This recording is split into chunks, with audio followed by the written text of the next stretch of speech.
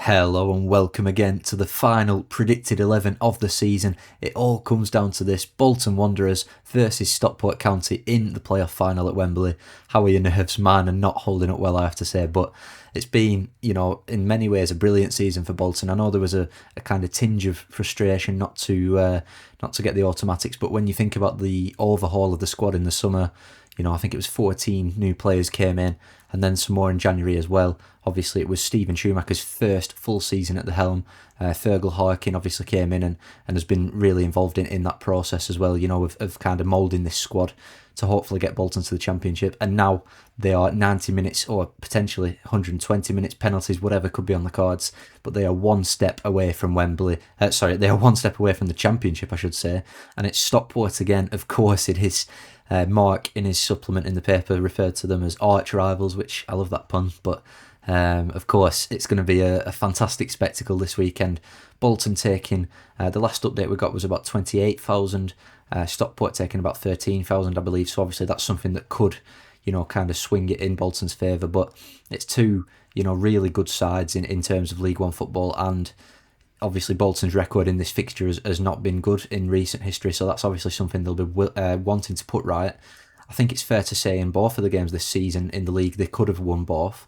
Obviously it seems a long time ago now since that opening day at Edgeley Park, and there's some real symmetry, the fact that the season started against Stockport and will now finish against them.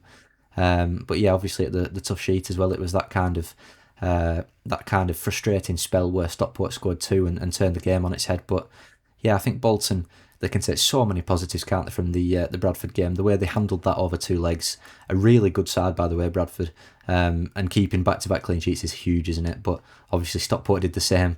They handled their affair really well against Stevenage, and 3-0 on aggregates, obviously, really impressive. So yeah, it's all set up to be a real good final, and hopefully Bolton can get over the line, but we'll have to just wait and see how it all pans out. So here's my team that I've gone with. Starting in goal, Jack Bonham. He was brilliant, wasn't he, at Valley Parade? I mean, the save above his head where he sort of tipped it onto the bar will get all the headlines, but in general, he had a really good game. Obviously, the reaction save from close range from the corner kind of went under the radar because, obviously the rebound was put in and he was offside, but that initial save was crucial for Bolton. And yeah, a big confidence boost for him as well. But I say that, whenever you speak to him, he's such a kind of calm, laid back guy. I was speaking to him after the game about, his experience and how that kind of maybe, sort of blends into the back line, especially when young Max, who I'll come on to when he came on.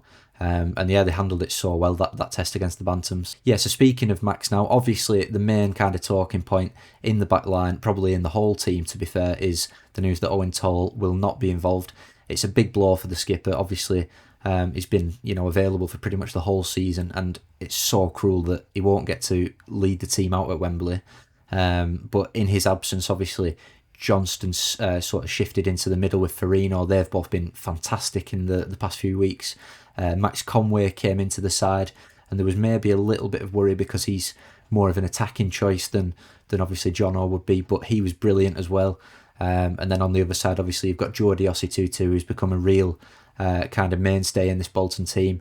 And yeah, it's one of those, isn't it? You've got an extra little bit of kind of attacking impetus having Jordi and Max in the back line, and that could be something that really suits Bolton, with all the talk about the big pitch at Wembley, the space to expose, and yeah, I think that's something that could be good for them. Onto the midfield, I've gone with Errahan and Sheehan again. I thought they did really well in the previous couple of games. Obviously, I spoke previously about how I was quite surprised Errahan came straight back in for the first leg because, it was a bit of a risk when he'd not played in over a month, but it was a great decision, clearly, because he's done really well, and you can see just what he brings in these type of games. He battles for everything, doesn't he? He's a good tackler. He mops up really well, and his passing's good as well next to Sheehan. And obviously it's going to be a fascinating midfield battle. You've got Ollie Norwood and all his experience and quality as well in that midfield. And that's an area where if Bolton can kind of come out on top in that regard, then it could have a massive implication on how the game pans out. Wingers again, I've gone Sissoko and Kozia Dubry. I don't think there's any surprises there. Obviously, Himario, it's quite ironic actually. We were talking after the first leg about how brilliant he's been this season and how crucial he would be in the playoffs. And then in that second leg at Valley Parade, it was for his standards, quite a quiet game. But I think, that's more down to the fact that you can see how teams double up on him, sometimes triple up on him.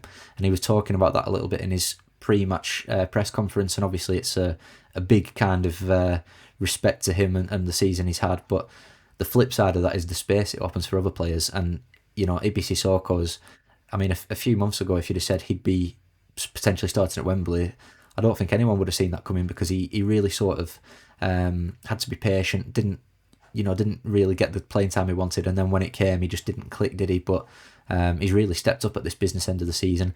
Would be harsh on Thierry Gale as well, because he did really well for that goal at Valley Parade, obviously. I think we all thought he'd overran it, but his pace is just a big weapon, isn't it? And he kept it in, cut it back to Simons, and he's another one who would be very unlucky, by the way, to miss out. But I just think personally, with how well that midfield's done, you don't really want to change it. Stephen Schumacher spoke about how, there will be tough calls. There always are for these big Wembley games. But also, now more than ever, the substitutes have a real impact to come on and make themselves heroes. Bolton have got that good squad depth. We've spoken about how many times that's kind of been the difference this season.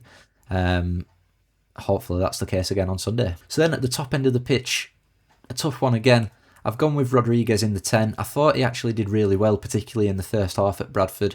Battled for, every kind of loose ball, and a couple of times where he nicked it back and it looked like Bolton were going to be in on the counter, but just, the pass wasn't quite right or whatever it was. But he's clearly got quality, and what a story it would be if he could help Bolton actually win in the playoff final 2 years on from when he was a massive thorn in the side for Oxford United.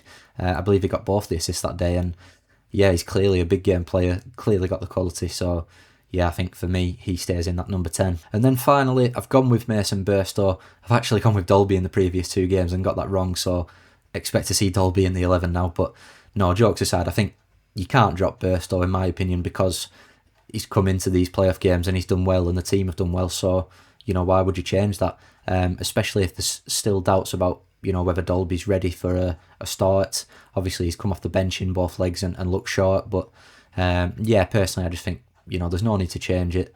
And also, with Burstow, you get a little bit of a more kind of versatile kind of threat, I think, in the final third. Obviously, with Dolby, if they're playing Wootton at centre-back, then, that's a very much an aerial battle that he might kind of stand a chance in. But if you've got Burstow, and sometimes he's, dropping deeper, sometimes he's running on the shoulder, I think it'll just test that back line more for Stockport.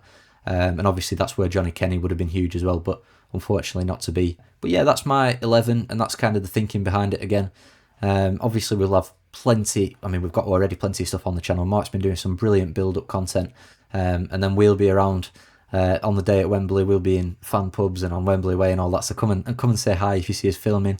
And then obviously plenty of match reaction as well, whichever way it goes. Hopefully it's celebrations at full time, but whatever happens, we'll be right over it, and fingers crossed Bolton can take that final step, get back to the Championship, and we can all have an awesome summer. Thanks for watching.